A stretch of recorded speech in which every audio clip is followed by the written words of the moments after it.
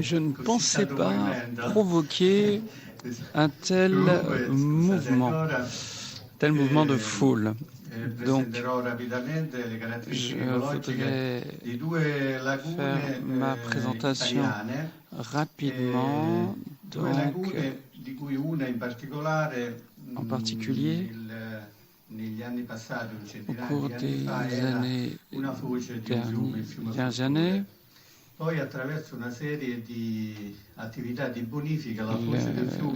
lac Varano a évolué. Il a été coupé. Donc voilà la partie nord des Pouilles en Italie, et les deux lagunes sont connectées à la mer par deux chenaux de marée qui passent au travers des dunes. Il y a des courants marins. Vous voyez donc la côte adriatique à l'est et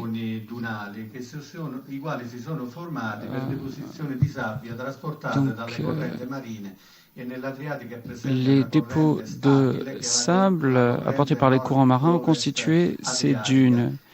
Et donc nous avons ces courants du nord-est qui viennent de l'Adriatique et qui présentent les mêmes caractéristiques et le long de la côte d'Almate qui vont vers le nord. Ce qui fait que tous ces mouvements de sable se produisent le long de la côte. Il y a donc de gros volumes d'eau qui viennent du Pô. Maintenant, la lagune de Lesina est également sur la côte adriatique. C'est un lac peu profond, entre 50 cm et 1,5 m. C'est un lac microtidal d'une longueur de 22 km. Pour une surface de 51 km et un bassin versant de 600 km². La lagune est séparée de la mer par une barre de sable de 18 km de long sur 1 km de large, deux chenaux de marée, l'un Acquarota et l'autre Scapiaro à l'est.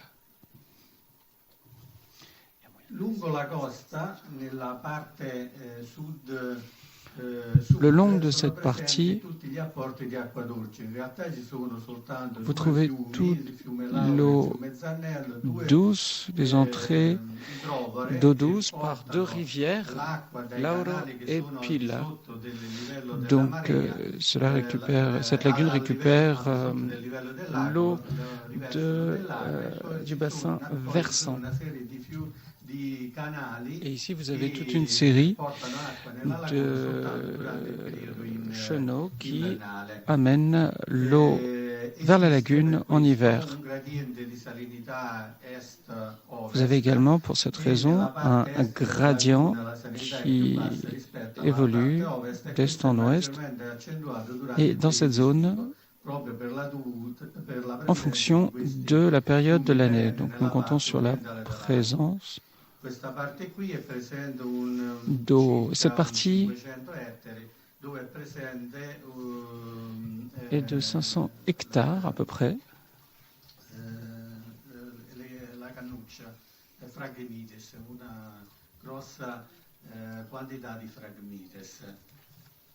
Donc un certain type de sable également. Qu'en est-il des précipitations? Entre 400 et 1000 mm par an. Cela est un point important car il y a des niveaux très bas en été et la plupart des précipitations se concentrent en automne et en hiver. Puis, Dans la lagune, 30 000 personnes vivent dans son bassin versant et en été, ce nombre est multiplié par 2. Il y a une surexploitation par les activités agricoles avec des assolements de 2 à 3 fois par an. Qui plus est, beaucoup d'exploitation de bétail rejettent des eaux usées dans la lagune. Et dans cette partie, Varano, il y a également le promontoire de Gargano. Dans ces zones-là, les pentes sont assez abruptes.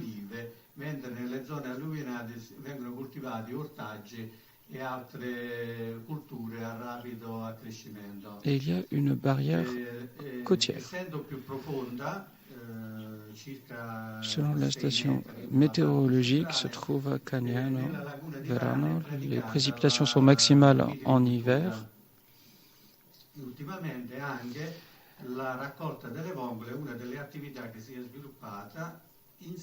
Beaucoup d'activités piscicoles se déroulent dans ce coin. Qu'en est-il de l'impact de ces 2 lagunes? Qu'en est-il de la pression anthropique? Cette lagune est connectée à la mer par 2 chenaux longs et assez étroits. Donc, dans cette partie,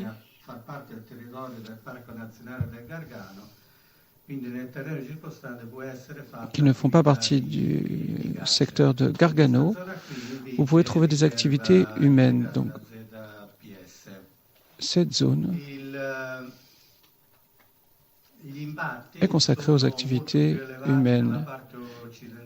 En ce qui concerne les impacts, il y a plus d'impacts à l'ouest de la lagune. Vous avez les INA, donc j'ai parlé d'agriculture.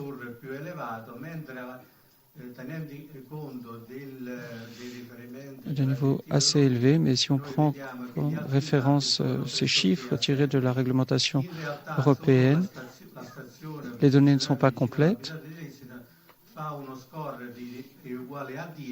La station de Lesina, qui note de 0 à 10, montre des chiffres qui ne sont pas très élevés. Ce que l'on comprend, c'est qu'il y a un impact des activités humaines.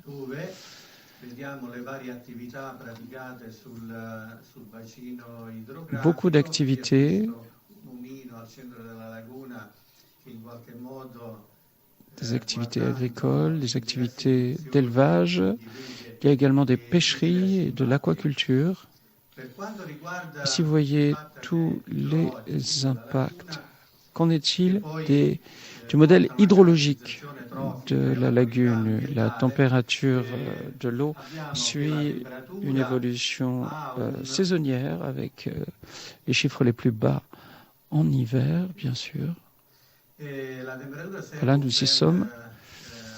Comme je le disais, les températures sont les plus basses en hiver, inférieures à 10 degrés, et en été supérieures à 30 degrés. Parfois, nous avons la présence de glace.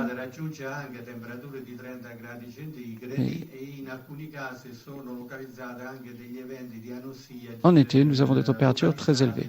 En ce qui concerne la salinité, il y a une fluctuation marquée. C'est un élément important. Vous voyez les chiffres. Jusqu'à 37,56 en été pour les données les plus élevées. La concentration la plus élevée d'azote également, Pour l'oxygène,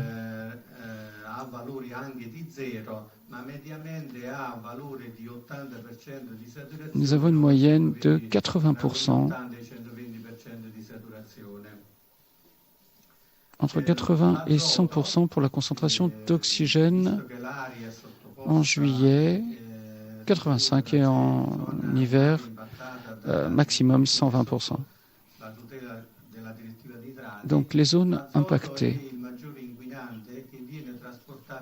La plus grande concentration d'azote a été enregistrée en décembre, alors que les valeurs les plus basses sont en juin.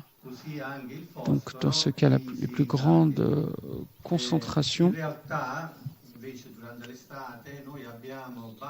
sont importantes également pour le phosphore et les silicones.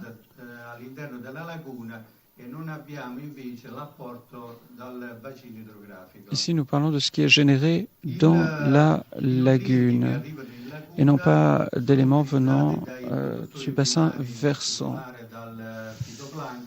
Donc les caractéristiques trophiques, phytoplancton abonde en fonction de la période de l'année, de septembre à mai, avec une explosion, en particulier en été. En été, bien sûr,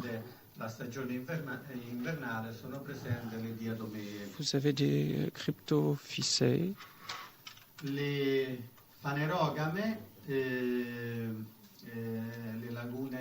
Maintenant, nous allons parler des phanérogames et des macroalgues. Cela fait partie de Nature 2000 et de la directive cadre. Per la presenza di nanozostera, soprattutto la nanozostera si trova nella parte occidentale della laguna, o di ruppia cirrosa, dove le dans la partie occidentale et à l'est, Fauna rupia, dans la partie est de la lagune. Inoltre sono presenti diverse specie di macroalghe che formano dans des eaux saumâtres.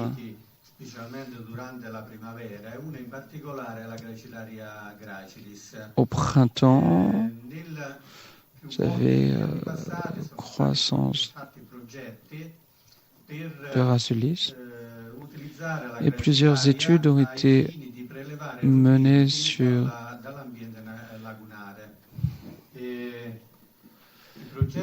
les nutriments dans la lagune, mais l'étude n'a pas donné de conclusion constructive.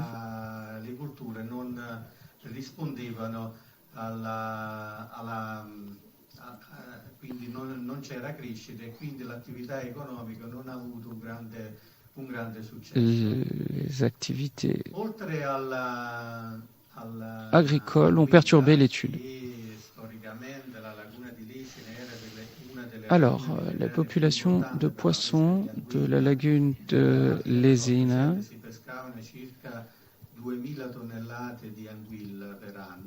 l'anguille a été présente depuis longtemps.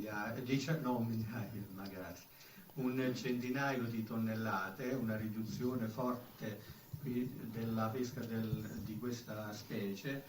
Le altre specie pescabili sono in particolare i cefali, Mulcicephalus, Lizzaurada, Lizzaramada, Lizzasaliens e Chelon labrosis. Un'altra specie molto importante è sur le graphique.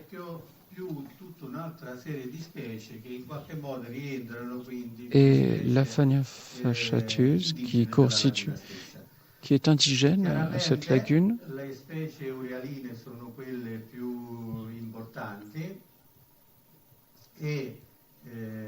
Ces espèces sont très importantes parce qu'elles sont liées à cet écosystème.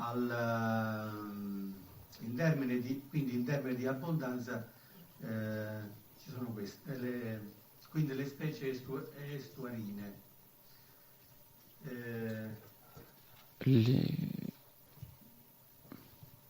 Mentre in base al modo con cui si alimentano, le specie più abbondanti sono quelle detritive. Alors que la manière dont se nourrissent ces espèces est liée à la présence de nutriments dans la lagune. L'année dernière, il y a eu beaucoup d'espèces différentes, non indigènes, exotiques, donc le tilapia,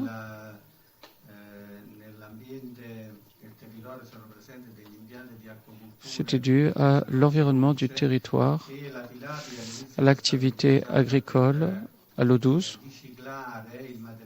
et cela a servi à recycler des matières présentes dérivant des espèces natives. L'Aniactos apitus a été introduit dans la lagune, grande valeur commerciale.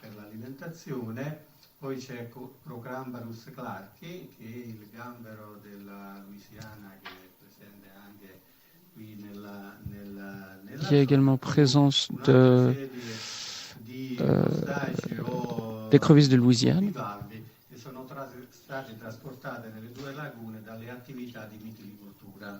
Et d'autres espèces qui migrent des autres lagunes. Qu'en est-il de la qualité de l'environnement? Donc, il y a une zone vulnérable à l'azote et nous souhaitions utiliser les critères proposés par l'Agence européenne pour l'environnement 2001-2003 et la concentration des phosphates et de l'azote. Selon cette méthode, nous voyons qu'en automne et en hiver, au niveau des stations, notamment dans la partie orientale de la lagune, des concentrations différentes apparaissent et selon la manière dont les eaux sont affectées par les rejets des entreprises agricoles. Donc un impact important des entreprises, des activités agricoles sur la qualité de l'environnement. Qui plus est, vous voyez plusieurs types de pesticides et de polluants qui se retrouvent dans cette zone. Impact également de la pollution industrielle qui provoque des catastrophes. Et dans les graphiques, vous voyez les différents niveaux de concentration de polluants et de molécules que l'on peut trouver dans la lagune. Vous trouvez des traces de nickel, de cuivre, d'arsenic. De plus, vous avez également des concentrations qui dépassent les limites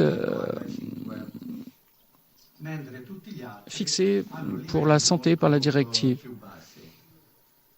Et pour d'autres produits, vous avez des chiffres qui sont dans la fourchette. Quelles sont les différentes activités qui peuvent faire peser une menace sur la lagune? Alors, il y a le parc ornithologique. C'est un parc qui peut faire peser une menace sur la lagune. Des phénomènes d'anoxie dans ces zones apparaissent, des bactéries qui peuvent influencer la vie de la faune et provoquer la mort de certaines espèces. Nous avons également les déblais de dragage qui proviennent de la lagune, en particulier pendant les précipitations. Et vous voyez tous ces matériaux qui sont transportés par la lagune jusqu'aux rives, puis il y a les rejets de l'agriculture qui se retrouvent dans la lagune. Voilà, c'est cette photographie.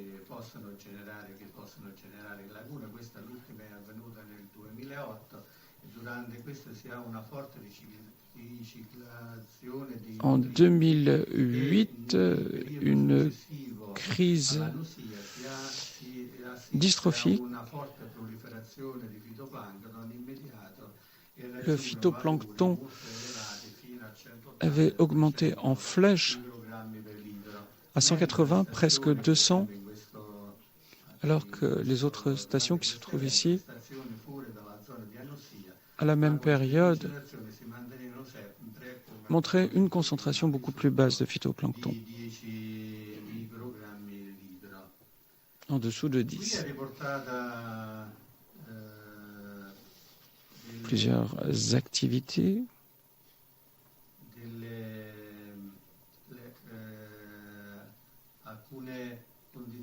Donc des activités de pêche.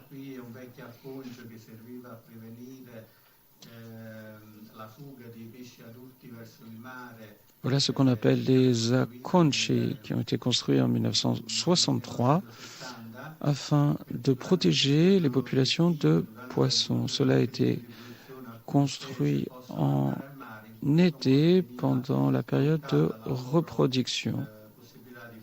Et à cette occasion, ils souhaitaient empêcher les populations de poissons de quitter la zone. Voilà ce qu'on appelle l'Avoriero, construit en 1999. Puis, cette construction en bois, qu'on appelle paranza. Voici des embarcations typiques, originales de la zone, qu'on appelle sandalo. Voilà ce qu'on appelle les bertovelli.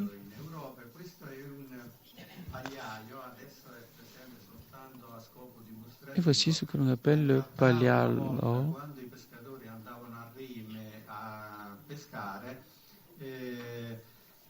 qui sert d'abri aux pêcheurs, les protège du vent. C'est un vent qui vient de l'ouest, qui peut être assez terrible. Donc ces petites maisons permettent aux pêcheurs de se protéger pendant 3-4 jours, le temps que le vent se calme.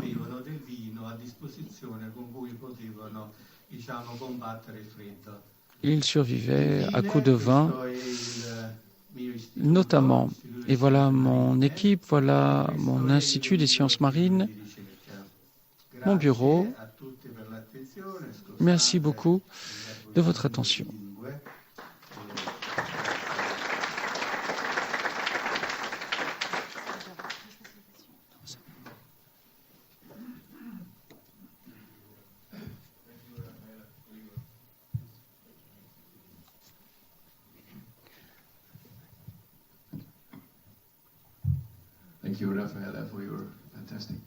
Merci beaucoup, Raphaël, pour votre intervention. L'italien est véritablement une des plus belles langues que je connaisse.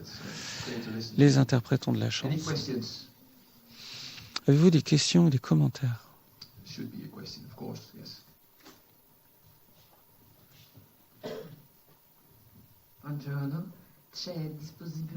Est-ce qu'il y a des dispositions pour have you organized something to collect data about the discharge of agriculture water, for instance, and the impact on the lagoon?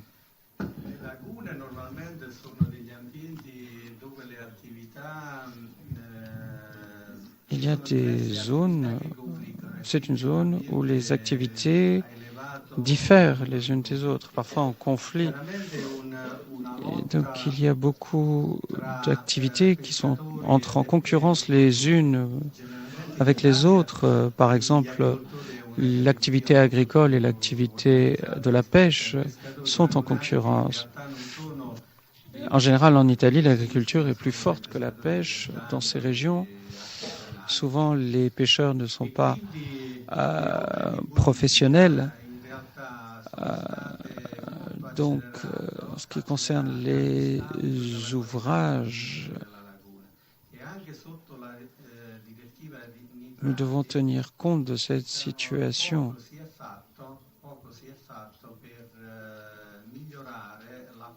Nous n'avons pas fait assez pour améliorer la gestion des eaux usées. Nous avons donc constaté une réduction des fertilisants dans l'activité agricole. Et comme nous l'avons vu sur la présentation, les résultats sont là.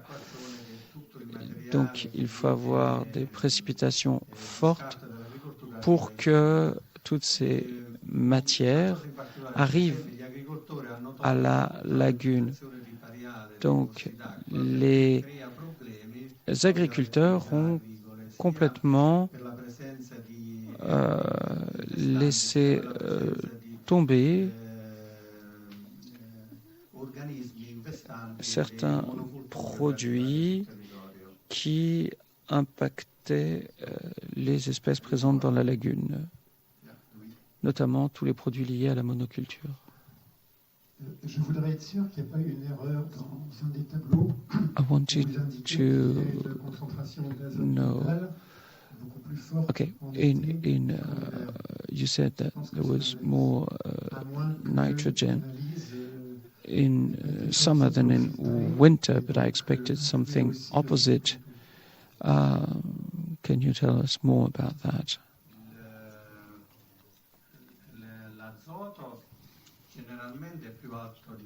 Donc l'azote en général est plus élevé en hiver qu'en été, mais dans certaines zones de la lagune, peut-être à cause de la régénération qui est parfois possible en été et l'accélération de la reproduction des minéraux, de tout ce qui est organique, il peut y avoir génération d'azote, puisqu'en été, il y a baisse de l'oxygène. Et donc, je confirme les valeurs que j'ai présentées. Nous menons ces études en fonction de normes établies.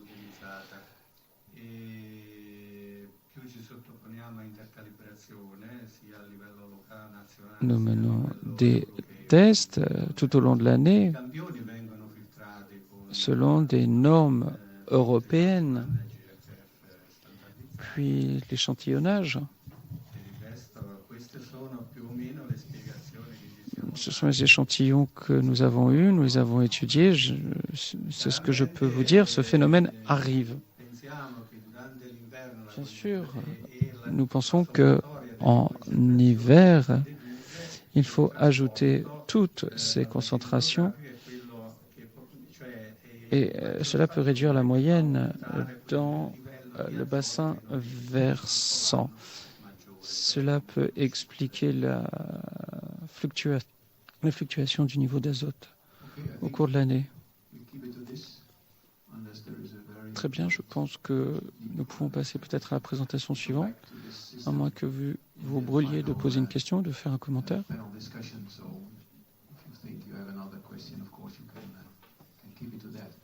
Peut-être que vous pourriez aussi parler à ce monsieur plus tard, en tête-à-tête.